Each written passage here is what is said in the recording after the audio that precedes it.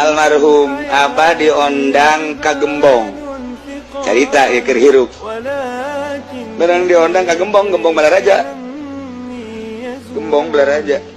jelema loba langsung Abah ditah ngomong Abah ngaji Abah kunaon Abah mah tilok dipikir-pikir pan ngaji lain cara kipudol pan namun dirancang heuleun teh nyana ngomong we langsung kunaon ngomongkeun dukun bae ulah percaya ka dukun sebab dukun mah eta ahli neraka urang ulah osok ka dukun lamun tatamba tuh yuh ngaji teh nyaritakeun dukun be masya Allah barang balik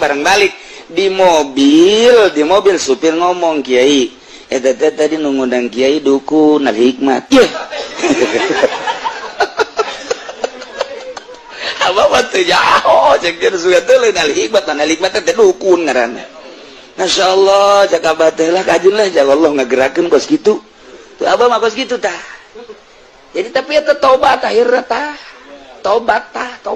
mau aku lah cenah lah eureunna ngahikmatna kiai